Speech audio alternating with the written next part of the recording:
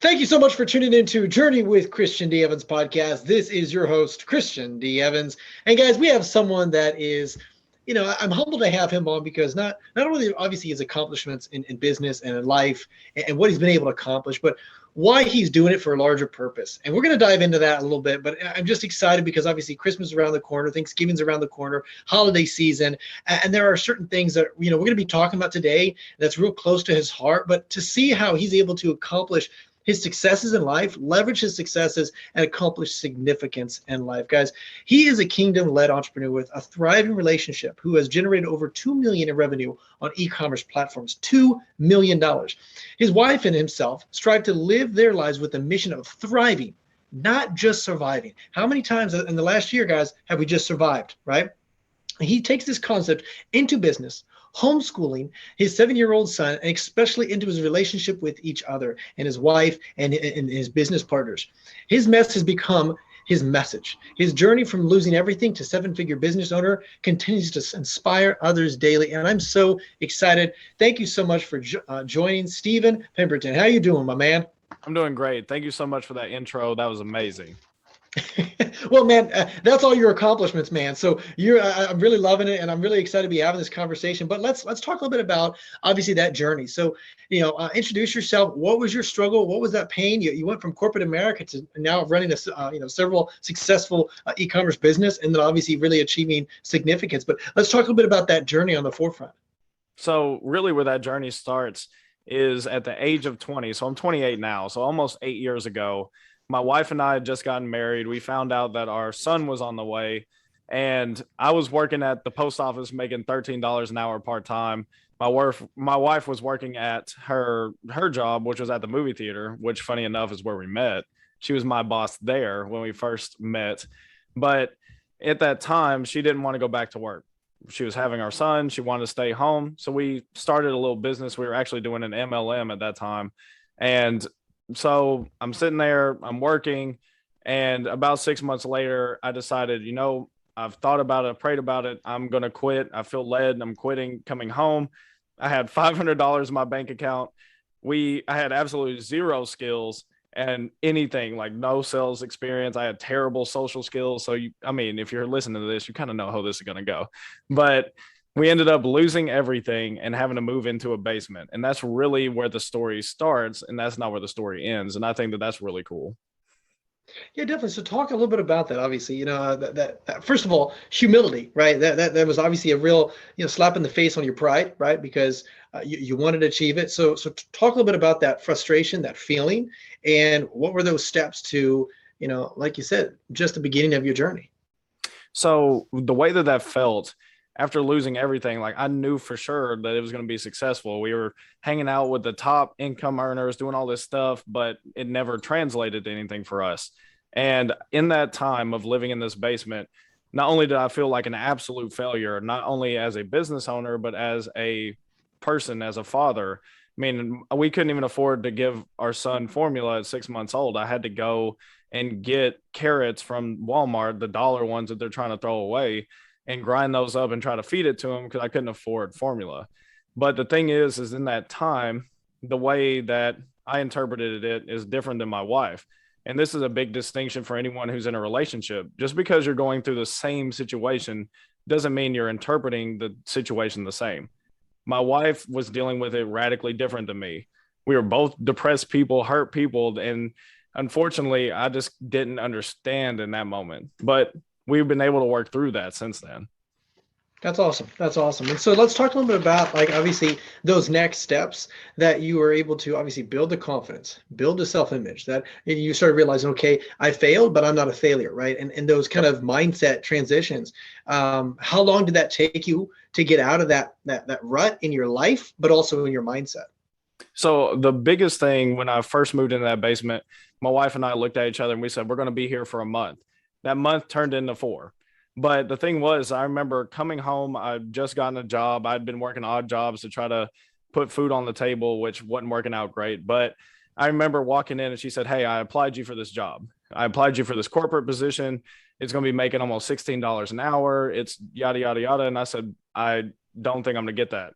I don't have the experience, don't have the resume, didn't go to college. I said, I think you're barking up the wrong tree. Basically, I was kind of throwing her under the bus, but turns out she was right. She said, you're going to get this job. And I did. And that is where it shifted. We went from the basement. I just started this job first month in, we move out. We move into this terrible place on literally, not just metaphorically, but literally on the wrong side of the train tracks. And that was a great starting point to launch us into the next chapter of our life. Now let's talk about that next chapter. What did that look like, and what were those next steps? So the next steps is when I moved into that corporate job and to this new house on the wrong side of the railroad tracks was I ended up going from working, I don't know, odd jobs, maybe 30 hours a week, to working over 60, 70 hours a week immediately. So there was days I was leaving that home, going to the corporate position and crying, if I'm being completely open about it, because I hated that job. I was starting base level. I was working in a warehouse, destroying my body every single day just to put food on the table. But my number one guiding principle was the fact that I knew I had to put food on the table. There was no one else doing it for me. So I had to go work that job. Now, the things that gave me the confidence down the road, because working 21-hour shift in one day, that was not building my confidence. But my boss came to me at that time and he said, hey, I see how hard you're working. I just want to let you know that if you keep on this path, that you could actually move up here. And I never heard that before. I always heard you have to have the college degree. You have to know someone who knows someone to help you move up. And he said, no, you can actually work hard, take on some extra responsibility and move up. And that's what helped start building my confidence. Definitely. That's awesome, man. And obviously, how has building your confidence and your self-esteem been able to obviously translate into the e-commerce business that you have now? And how did you get into e-commerce? What did that transition look like? So the way that transition happened was I was in corporate for about 6 years. So that was the beginning of the story, was me working that job 21 hours. But towards the end of my career, I had moved from Chattanooga, Tennessee. If anyone knows where that is, little town at the bottom of Tennessee, if you look at it on a map, to Fort Worth, Texas, all the way to another little town called Tyler, Texas. And in Tyler, Texas, it was May of 2020. My wife and I had actually already been running an Amazon business for about a year or two that had already produced over 7 figures. But we had, if I can be completely honest, everyone listening to this, we had completely blown through all those profits, sitting there and going all over the place because we're like, hey, cool, money, let's do stuff. So we had blown through all that. But at the end of 2020, last year, May 2020, I started having really bad anxiety attacks. I was still working the job, but I had really terrible anxiety attacks for the first time in my entire life. So not even losing everything and going into the basement had done that. And I just remember very well, it was June 9th, 2020. And I'm standing in the mechanic shop. We've been working 14 hours on our way to 17-hour shift. And I just felt led that it was time. It was time to quit. It was time to come home and run that business. And that's how we transitioned. And to just give background on the Amazon business, my wife is the one who actually founded that one a couple years before. So we had no e-commerce experience at all. But she was the one who put her nose to the grindstone and really started understanding and building that about 2 years prior to me quitting that job. Wow, that's incredible, and obviously, like you said, to have that 7 figures. So let's dial back into the FBA, right? Fulfilled by Amazon, Amazon store. What did that trajectory look like? And obviously, we don't have your wife on here right now, but obviously, you were part of that existence. So what is that? What did that look like? And obviously, identifying what product, identifying the right skills to acquire to be able to actually leverage. Because I hear a lot of people that are buying courses to figure out how to do that, but they don't know how. And it's obviously a very dog eat dog world right now because of the competition. But obviously, you guys have scaled it, and was it just the right time at the right moment, or was it like what skills did you have to have, and finding the product, the niche, the right service, the thing, all that stuff. Just let's talk a little bit about that detail. So here's some big insider knowledge. A lot of people want to get started on Amazon and they think, okay, because when you first get started, if you're listening to this and you're thinking about getting into Amazon, is the barrier to entry is very high. You usually have to have some kind of capital. You usually open your account and you're gated. Gated just means you cannot sell certain things. But the number one category you are ungated in, for the most part, is toys. So everyone thinks, okay, I'm going to go make it big in toys, but everyone's in toys. So that's the number one key is don't, unless, now this is the caveat, is if it's Q4, you can do toys because Q4, everyone's looking for toys for Christmas. But if it's any other time of the year, don't start your business and think that you're going to leverage toys to be able to help move you forward. Okay, definitely. And so let's talk about like, kind of intricate details like the metrics, right? Certain things that, because a lot of our audience are individuals that have a very successful business. They do 15, 20, 30, 40,000, $50,000 a month, and they do all right, but they want to scale to seven figures and beyond. And so let's talk a little bit about like, the metrics, the KPIs that allowed you, okay, how did you find the fulfillment? I mean, obviously the fulfillment, but how did you find the manufacturer? How were you able to develop all that infrastructure and making sure, okay, hey, and were you running any ads to your FBA store at all? So for Amazon, no, we were not running any ads. The big thing that we found to be an advantage for us was wholesaling. Wholesaling was great. I mean, especially in the niche that was very strong for us, which could be very strong for anyone listening to this, was beauty. Now, and I understand, like for my wife, she loved it, but at the same time, there's not a ton of people ungated in beauty. So if you're able to get ungated in that category, then you have a bigger opening. Then for us finding wholesalers, it was honestly just as easy as going and Googling it. And that sounds crazy, but there's actually really good wholesalers you can find by just Googling wholesale beauty or wholesale toys, wholesale whatever. And that was the way for me. I was the one who had to go find all the wholesale contacts. And that's how I started. I would do that, or I would go find a reputable brand that I liked, and I would go down and I'd contact them. Hey, do you wholesale? And yes, you're not going to get a response from everyone, but it only takes one good client, one good customer for you to be able to make good profit. Well, let's talk about profit a little bit and cash flow. So, because I know, FBA, Amazon has a lot of different, uh, hidden fees, if you will, that obviously eat up into your profit. And, I know that they are focused a lot on cheaper products and stuff like that. So how were you able to, turn profit? Was it more volume, or was it each item you were cash flowing? What did that look like? So for us, over the span of about 2 to 3 years, we did different business models in Amazon. So we kind of understand each one. But we started with drop shipping, as I imagine a lot of people do. You start with drop shipping. It's the easiest one to get into, also one of the easiest ones to get shut down in. But drop shipping, your margins are paper thin. And I mean, 10 to 15% is really about as much as you're going to make. So even if you make an amazing 7-figure year, like that's $1 million, and that sounds great, but at 10%, that's $100,000. So, and a lot of that, you're still going to have to pay taxes. You still got some, you're still paying for your softwares, your VAs if you have them. So it's really even less than that. And that's really how we got started. We're just seeing those tiny itty bitty margins. And the thing that a lot of people won't talk about is the fact that those, just like you said, those selling fees really do eat into that. For Amazon, I believe it's 15% per sell. So 15% is a huge amount. So if you're selling something for 100, then immediately you're only making 85.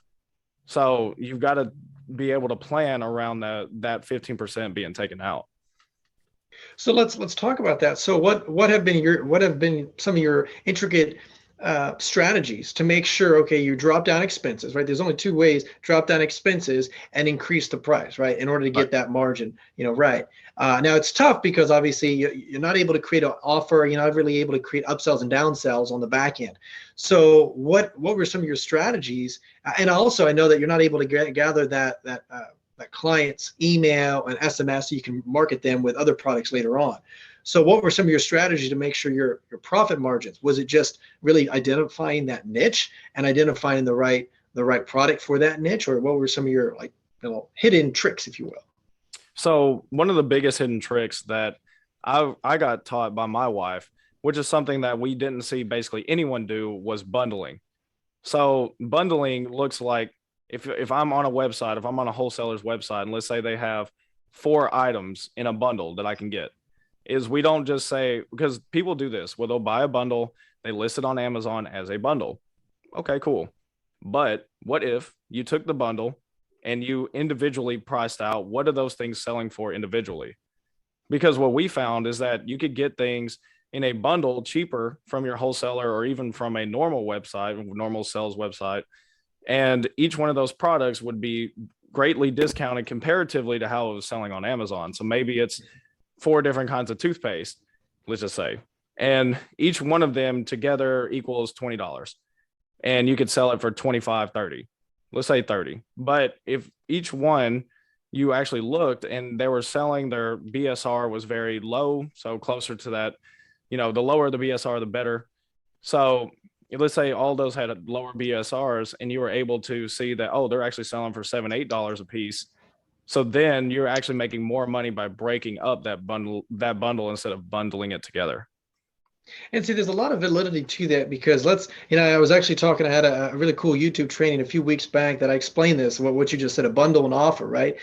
Because you think about Valentine's Day, right? You have these, all these pieces of chocolate and all this, it's 99 cents. But when you put it all together, you bundle it up, you put a little bow on it. Now all of a sudden they're selling it for $29. And you're sitting there going, what? It's like 5 pieces of chocolate, but they're sold it for $29. Why? And guess what? A lot of us are stupid enough to keep buying it, right? Men and women. And the reason why is because we don't want to have to bundle it. So now it's already nice and pretty and cute and all that stuff. And I think just to validate what you're saying, it's actually really remarkable. So those are one of your strategies. So by doing that, let's get in some numbers. At what point did you realize that and you started implementing that? And then what was the profit margin? Was that a 30, 40, 50% increase that you saw in revenue just by doing that? Or what were the end results on that? So from bundling in itself, we got to see our margins go from that about 20, 25% to more along the lines of about 35%. Because with bundling, we were able to do it a couple different ways, just like you said, is either bundling it together or taking a bundle and breaking it apart. And that was the thing, was almost reverse engineering what some people were already doing. People are already bundling it and selling it for either a higher cost or a cheaper cost. And so we just reverse engineered those things to find better profit margins.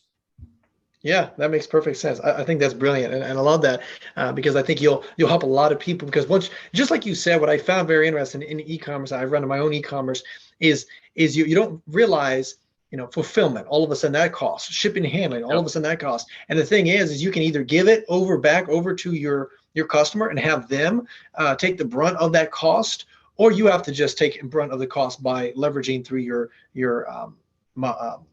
leveraging the expense of that product, right? You can't increase the price. So let's talk a little bit about this, because Amazon is a third party. I've heard people where they do very well, but then all of a sudden they wake up and Amazon has said, hey, you're no longer your account. How do you stay in cahoots? How do you stay good, 2 thumbs up with Amazon and making sure that they don't close your account all of a sudden? Okay, so this is going to be a 2-part thing because A, we have been shut down, and B, we have figured out how to either transition. That's kind of what we did. Now we do sell on Amazon, but we have transitioned to a different platform that's a little bit more inviting, but still has crazy numbers. But with Amazon, here's what we have found. Is everyone talks about drop shipping and how bad it is. And it's like, that's the black sheep thing, but you can make money quickly, but that's the one that's going to get you shut down. And we did that and got shut down, but we got our account back instantly almost. Now we did wholesaling, and through wholesaling, we actually got shut down for almost a year, and we were actually doing everything right. And the thing is just as you said, we woke up one day and our account was completely shut down. And the reason why is because they said that the wholesaler that we used, even though they were a wholesaler and they sold us actual real stuff, they said because they didn't have a certification of wholesaling for that brand, that they could find on record that we were getting shut down. And it was crazy to me that if we being shut down through drop shipping, if you have receipts showing I bought this from Macy's, then they're like, okay, good enough, because they at least know it's valid. But if you're wholesaling, and this is just caution to anyone listening, if you're wholesaling and you are going down the street and you see someone, hey, wholesale blowout sale, okay, cool, I'm gonna buy all this stuff. But if you buy all that stuff and you send it into Amazon and for some reason someone flags it as a fake and you cannot prove the validity of it by saying, oh yeah, the manufacturer certified those people who I bought it from, then you're going to be in this huge mess. Wow. I appreciate you sharing that because you're coming with experience and actually being in that situation. So because and I think a lot of people need to have that realization because these platforms you don't own, right? You don't own Facebook, you don't own YouTube. But what's so nice is to get that customer off that platform and obviously getting their contact. So let's talk about obviously how you're pivoted now to the new platform that you're using now. So for us, the biggest pivot we were able to make was about this time last year to Facebook. And I'm sure some people have talked about it, but there's something now that they came out with last year, which is shipping. So on Marketplace and in shops, they allow you to do shipping. Now, I'm sure everyone who's hearing this has heard Craigslist and different things like that to go pick up stuff locally. And Facebook Marketplace was a great place to do that too. Oh, I need a new table. Let me go check Marketplace. But now you can actually ship. So now I don't have to be in the same city as Christian to be able to ship him something. He wants to buy something from me, he can buy it straight from me. I send it to him. And that's been a huge advantage, especially when we started, because there was no fees. So for the first 6 months of us being in business, there was no fees at all. And now their fees are 5%. So if you're coming from Amazon and you have e-commerce experience, Facebook is literally going to save you 10% just because of you coming to their platform. So I thought that that was huge for us. So let's talk about that. Do you drive any ads, or is it just all SEO onto your Facebook, profile or whatever? What does that look like? So what that looks like right now is no, we have not run any ads, but we've been able to do 7 figures with it, just strictly because this is a platform that has the most users in the world, even more than Amazon. And that's built in. Pretty much everyone has a Facebook. And the thing that's really cool about that is because they've had Facebook shops, but they didn't really integrate that well until recently. With Facebook shops, you can post stuff and you don't even have to use your own personal marketplace, which is how we started. It started with personal. Don't really like that too much, but Facebook shops, you can actually run it as a business. You can put your LLC in, you can be taxed as a business, you can do it all as a business. You can actually, really cool feature that just came out with is something you mentioned earlier, but now you can actually make an email list from your customers on Facebook. So you don't need, even through that, third-party integrations, none of it. You can actually do it all through Facebook. But the fact of the matter is they had so much organic, we have so much organic traffic just because it's showing up in people's news feed. I mean, if anyone's heard of all the stuff going on with Facebook right now and all the litigation against them, it's actually been great for sales, just being honest. So that's something that's great That's with awesome. Facebook is that they will target you with items like, hey, we saw that you looked at Little Betty toys 10 months ago. Here's a Little Betty toy that Steven's selling for this price. And so it's like, oh, okay, cool. Let me look at that. And that's been really game changing for us because we still haven't had to set aside this huge marketing budget to be able to figure out how we're going to drive sales. So right now, what you're saying basically is because they want to promote their e-commerce platform, if you will, that's associated with Facebook. Now what they're doing is they're creating a lot of organic reach to Yep, and for your product. So all you have to do is push it on there, and you obviously put in specific like what this is, blah blah blah, and then organically it'll get out in front of people that already yep, are interested in what you have to offer, and that's what you have absolutely. seen. And then as well as the percentage that Facebook takes is only 5% compared to 15%. And then as well as like, what is that? Because I'm not familiar with Facebook too much in regard to that aspect. Do they hold that client's credit card information on profile? And is it very streamlined for them to check out? Like all they have to do is just click the pay now and it already automates that process. Does Facebook have that, or do they have to come to a checkout? You integrate it with Stripe, and then the money is or another merchant account. What does that look like? So the way that that works now, so what you're saying right there, that is actually how Facebook shops used to work. So it used to be on Facebook shops. It was a whole separate tab, a whole separate thing. And let's say I had a Shopify store, right? And I'd integrated it with Facebook shops. And you wanted to buy that little Betty toy I talked about earlier, is you would click on it and then it would either send you out, it would either send you out to that Shopify page, or it would send you to basically that Stripe account. You can put in your information. But now with shops and with personal marketplaces, now that they're integrated, I just press buy now, and I can use my PayPal account, or I can use my card saved on file.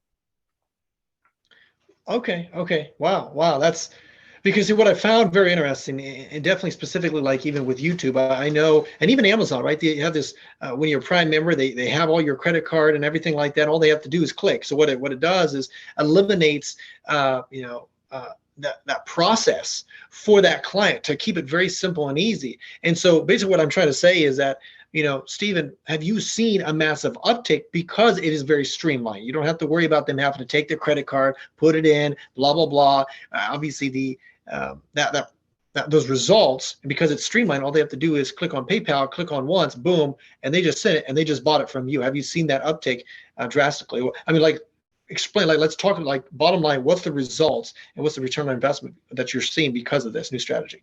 So as far as with that strategy alone, to be honest, I'm not entirely sure as far as what those numbers are. Just because the biggest thing that is the biggest difference for us is, let's say that you and I were both going to sell Little Betty toys. I don't know why that's the thing that I came up with, but on Amazon, if we were both going to sell it, is you would be a seller on one listing, right? But with Facebook, that's not the case. If you and I are selling the same thing, we can use different pictures, use different listings, use different everything.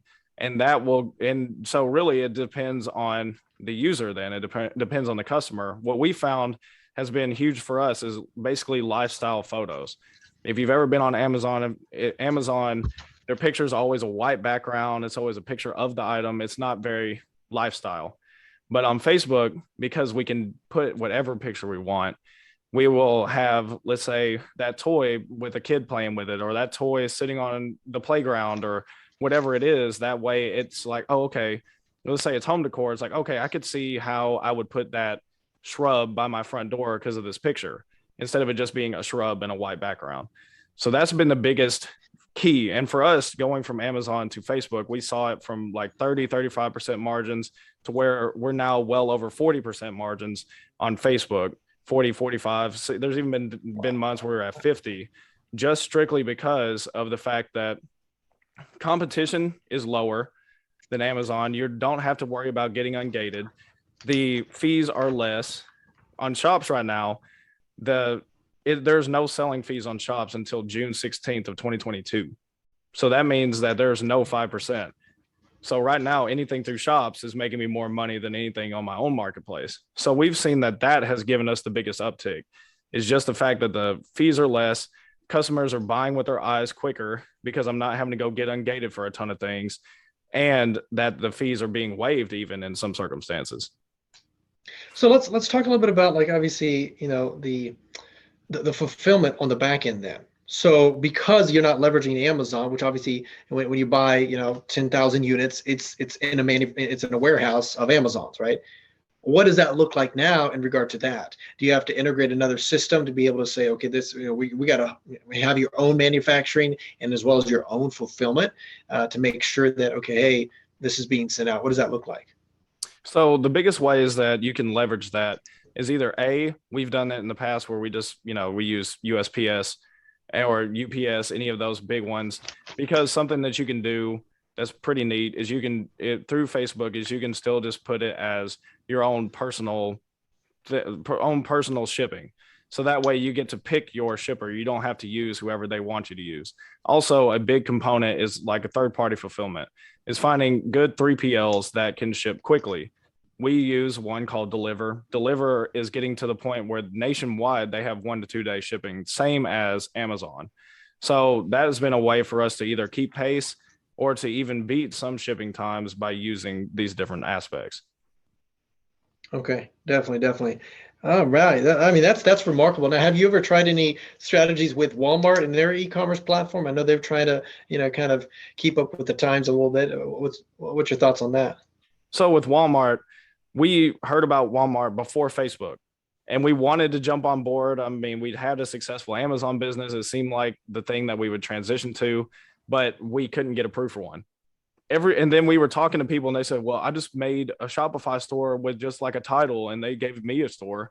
And we had a full blown Shopify website with categories and different products and all the backstory. And we just couldn't get approved for anything. So we never even had the chance. But we did know people who were in Walmart who ran into a lot of the similar issues as Amazon, where they would sit there and get shut down for no reason. And I think it's very interesting that that's been happening over there as well. Well, that's what I find very intriguing, because it sounds to me like very similar to Facebook a little bit in regard to their ads platform. We were running a lot of ads many years ago on Facebook, and they kept shutting our stuff down. We weren't doing anything wrong, and obviously what happens is it slows down the whole process of you making money, right? When all of a sudden your whole system shuts down, you're like, oh gosh, what's happening, right?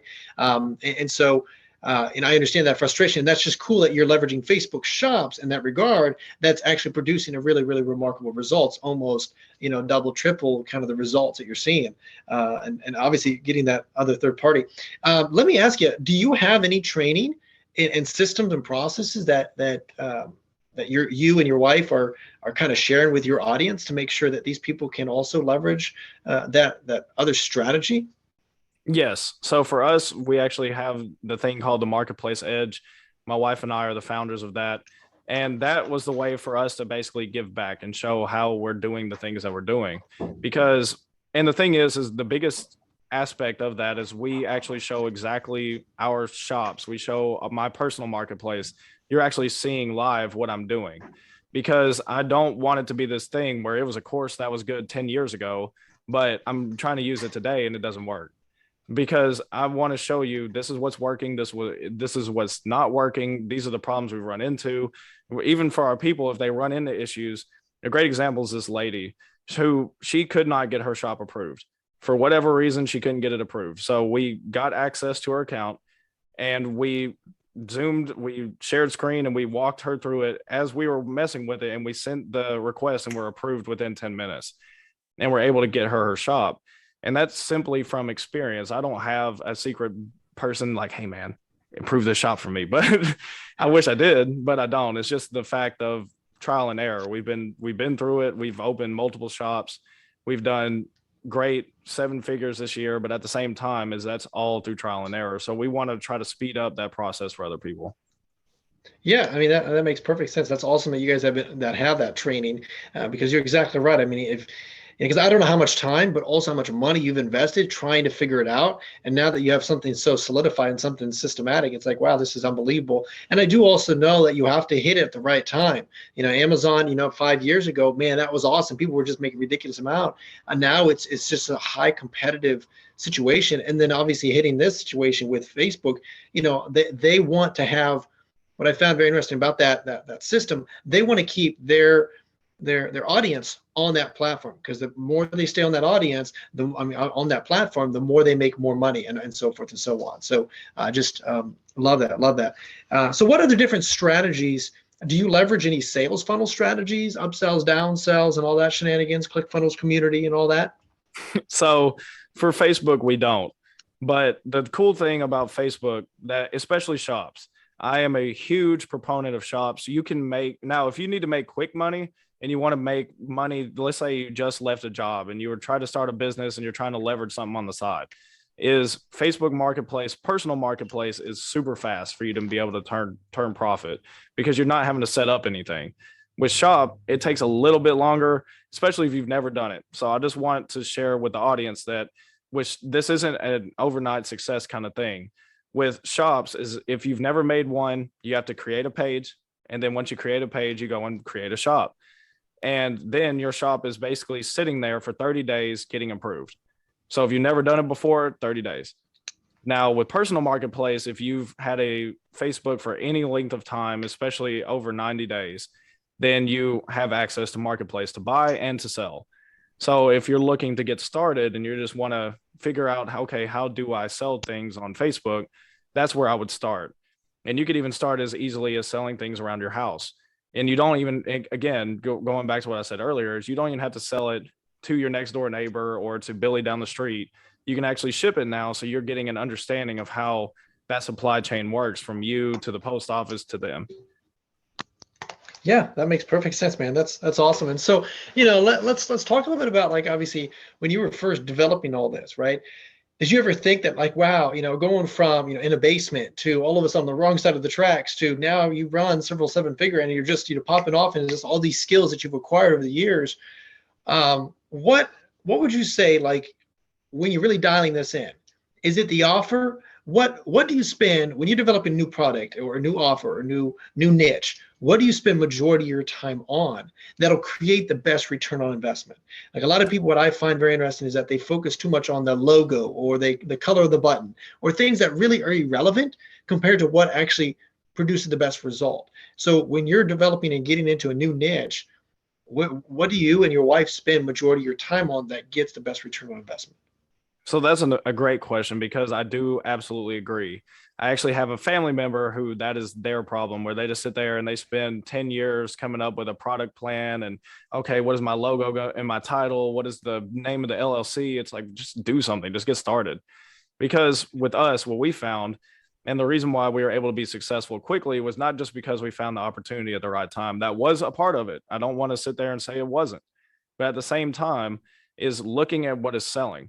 It's okay if the little Betty toy again is selling all the time. I see different variants of that kind of toy, or different variants of that set, then I know that that is something people are interested in. Let's say it's a niche like home decor. If I sit there and I'm seeing, oh, everyone's okay, let's use a real example with Home Depot. A few weeks ago, right before Halloween, they got in their first shipment of Halloween decor, and it was gone in 3 days, completely sold out. So that tells me that the market is hungry for home decor. That tells me that whenever the next shipment comes in, it's most likely going to sell out again. And so for me, as I'm looking at trends, not only on Facebook, but I'm looking at trends on Home Depot, I'm looking at trends at Walmart. What are things that are selling out? Because if these things are selling out, then that lets me know that this is a niche where people are very interested in. Because I've found personally, there's been times that we've done this where we're like, okay, this product's gonna be great. We think it's gonna blow up, but we didn't pay enough attention to see if people were actually buying stuff in the space. So then it launches and it does, and we are upset. But we didn't do enough of actual market research, is really what it's called. Is just do a little bit of market research before you get started and figure out where are the customers now. Yeah, that's interesting that you mentioned that, because see, what I also found is, now let's talk about those trends. So, obviously they come and go so quick, right? But also there are some that obviously are lengthy trends. And I've known where, a lot of e-commerce throughout their store and throughout their life of their company, they go into a niche, they explode it, and then they leave and they go to the next one, right? And there's always trends, right? Focusing on those.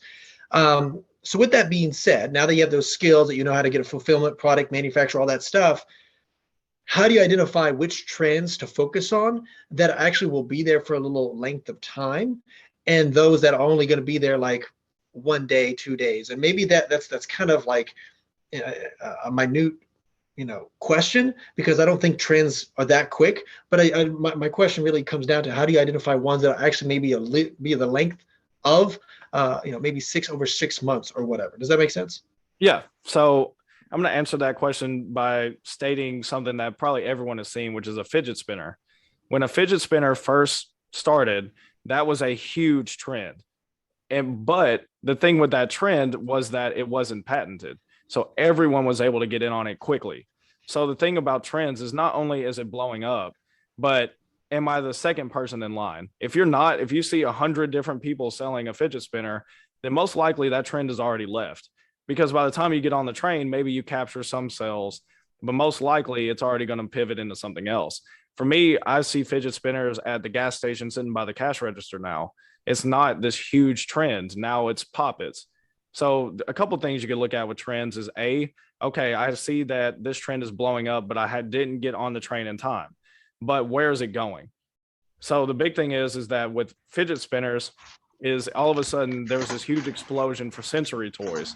And so if you, especially this is me talking to me, if I would have seen this as fidget spinners started, then I could have seen ahead of time, why are fidget spinners so big? Because they intrigue kids and they intrigue adults who just want to sit there and mess with something. So what is the next iteration of that? Now, the next iteration of that was poppets, which is basically just infinite bubble wrap, if we're being completely straightforward. So, but the first person to make poppets, they are now wildly successful because they saw the future of the trend that's happening now. Okay, and that makes perfect sense. So also, what trend data research or tools do you use to be able to identify those? I know you just mentioned, you go on Home Depot, you go on Amazon, you go on Walmart, you actually look at a bestseller. Every website has those, right? You can literally filter bestsellers, right, and identify what's trending.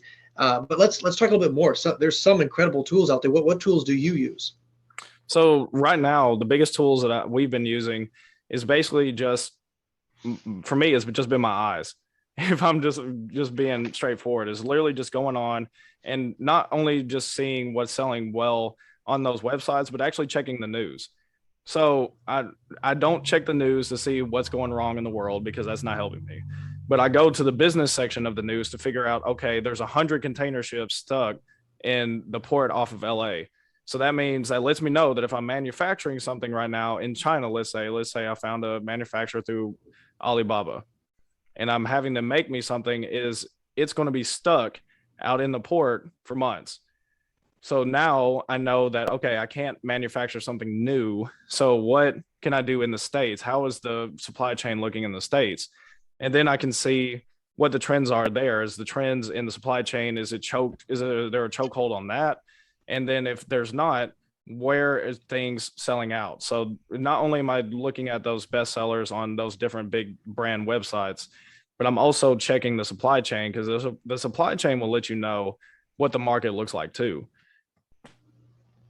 Okay, definitely. Um, which is interesting because I've heard a lot of individuals they like one individual I was listening to, they take the trend of like what's sexy in clothing and then a trend in the product and they bring it basically together and sell that because obviously that trend is working, and then also she focuses it on niche. But anyways, that's very interesting and I appreciate you just bringing a macro kind of mindset to it, and dialing that in. Now let's talk a little bit about this because obviously, my man, you're a faith-based kind of guy, and I love that. And obviously, you've achieved great successes in life. But what I really enjoy, what you were saying before we jumped on this podcast, is that you want to live a significant life, and what you're passionate about, what you're truly passionate about, which is underprivileged kids during this Christmas time. And what I love to do is just kind of what you're doing, man, right now, and why that is so impactful, why that's so big on your heart, man. So this was actually a mission that my cousin started a few years ago. And the story of the first kid he was ever able to help was what is so impactful to me. And I want to share that with everyone here. Is my cousin, he was reached out. There was someone reached out to him. It was a teacher of the school. And she said, hey, there's a kid in my class. He has been wearing the same outfit for the entire year. And I think that he would be the person that you need to help the most because he had told her his mission. So he was able to buy this kid all sorts of clothes, almost $200-300 worth of clothes. He was able to buy him Christmas. This kid and his father were living in a motel where there was drugs and alcohol and all sorts of things that were just not good for a child. And he was able to provide a Christmas for this kid who only had one outfit. He didn't think anyone cared enough for him. He was being bullied at school. But my cousin was able to provide that. And that was the story that led me to align with him last year. And the whole reason, the whole point for this mission is there's kids out there who are hurting. There's kids out there who don't think that it's possible for them to have a Christmas this year. They can see that they haven't had a meal in a day, that their mom or their dad is gone all the time trying to make ends meet even, and just can't. And the biggest mission that we have right now is helping those kids. So last year, we were blessed enough to help over 38 underprivileged kids. This year, we're on a mission to help over 100. And every single donation that comes in that we have through this nonprofit goes straight to the kids. It doesn't go to us. There's no administration costs. We don't do all that. We want to make sure that these kids, it translates, your dollars translate to helping a kid. That's awesome, man. And obviously, to see you've been able to impact 38 individuals, and your goal is 100, this year. That is very, very doable. And so, and tell us a little bit about like the stories that you've been able to impact because that individual has the children have that because of what you've been able to produce. So for me, honestly, for us is we get the presents, we wrap them, we put from Santa, we don't let them know it's from us, and we drop them off at the school, and the school distributes it. We're not even there. So I actually don't know the seeds. I actually don't know what is happening with these kids because I don't want to be known for helping in any way. I want these kids to feel, and we want to make it this way because we make it to where it's from Santa. So, and we let the parents have the gifts because we want the parents to feel empowered to say, hey, we got you Christmas. We don't have to have it to where it's like, hey, you know, this came from this nonprofit. But no, if we want the parents to feel good about giving their kids presents. So we haven't heard the stories. My cousin told me a story of a parent last year who, when they came to pick up the gifts when we weren't there, was in tears because they had lost their job because of COVID. And they knew that they weren't going to be able to provide Christmas. And they just thought the world of that mission. Now, of course, we weren't there for it because we drop off, we leave because we don't want to be the face of it. We want these kids and the parents to be impacted by the mission, not by us. And that's awesome, man. And you know, Steven, now because you've been able to create, you know, success for yourself and enough, right, for yourself, how does that feel to be in a situation where now you can put a lot of your time, your resources, your energy towards something that you're truly passionate about and you really want to see a massive, larger result with it? So for anyone listening, whenever you get to that level of success that you're looking for, just realize it's not all for you.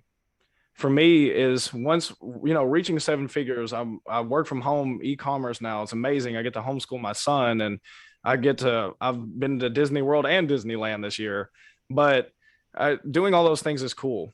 But knowing that the money is coming to me so I can give it away to help people who are not as privileged as me. I'm no one special. I didn't create a thing. I'm not Elon Musk. I'm not super smart. But I know that for me, when the funds hit my bank account, is I think, who can I help with it? Because it's not just for me.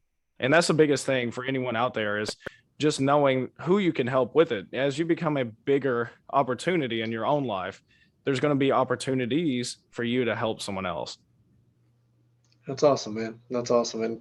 And just to see what you're doing in that story from, like you said, I mean, be living in a basement to being on the wrong side of the tracks and you know, getting some $16 an hour, you know, not that much, right? To now all of a sudden you acquire and develop skills to now run your businesses and now you're impacting. Now tell me, man, obviously that's your goal for 100, you know, this year. How can my audience reach out to you? How can they engage with you? How can they be part of that mission? So the best way to do that, because the website to this nonprofit we partner with is like ridiculously long, and we're working on that for next year, but is reach out to me on my Instagram, Steven K. Pemberton there, or just hit me up on Facebook at Steven Pemberton or Twitter, same thing, Steven Pemberton, because then I'll be able to interact with you one-to-one. I'll be able to get you connected with that mission because, again, like I said, website name, crazy long. We're going to get that dialed in next year, but the mission is 100 kids and we're tracking to be able to do that, but we just don't want to put a limit on what's possible. We know that if you're led to give the way that we are led to give, that we're not going to limit it to, oh, okay, 100 kids, we're going to cut it off. We're just going to save the money for next year, help more. Like, no, we're going to go and find the needs because there's needs all around this country, not just in our city, that for underprivileged kids, there's underprivileged kids everywhere. So we just don't want to put the cap of 100 on it. I love it. I love it. Because obviously, you know, when you hit 100, then all of a sudden you're like, man, let's do 1,000, let's do 10,000, let's do 1,000,000, right? Let's do 10 million, right? And then empower those individuals to build and produce, and you definitely can. And I love that vision. I love what you got going on. And guys, those links will actually be in the description below. So you make sure you click on it, Instagram, make sure. And I will also, if you send this over to me, I will actually include that larger link in the description below, so that make sure that they can easily go directly to that website, but also reach out to Steven here so you can communicate with him, get to know him a little bit, and be part of this whole system. I highly recommend it. One of the things I always tell people is like during this time of you know, Thanksgiving and Christmas, it's all about family, right? Enjoying it. It's all about gifts and all that fun stuff, but also really instill the values to your kids about showing how you give back to the community, right? Definitely for those that have been very successful in your life, and empower others and impact others. And that's how that's really what it comes down to, having the freedom, but also impacting others. So Steven, I really appreciate your time being on here, man, and diving into some of those articulate skills and understanding those metrics and all the ins and outs of things, and then also what you're doing with this organization, nonprofit. But before we let you go, is there any other last words of wisdom that you'd like to share with our audience? If there's anything I want to leave you with today, is just become a bigger opportunity. Take the time to learn the skills you need to learn to be able to grow and expand. Don't just be stuck in this mindset as I was at one time where I just need enough. Because what is enough? If enough is just for you, you're thinking too small. Think bigger, because there's people out there who are waiting for you to become an opportunity so that way they can be impacted. So that's what I want to leave you with, is just continue to expand, continue to push yourself, because there's people waiting for you to be the blessing and the answer to their prayers. Ladies and gentlemen, that is Steven Pemberton. And my man, thank you so much for joining. And guys, make sure you share this with your friends, your family, your colleagues, your coworkers, your neighbors, your lost uncle, whoever it may be, because they need this. And guys, until next time, this is Journey with Christian D. Evans podcast.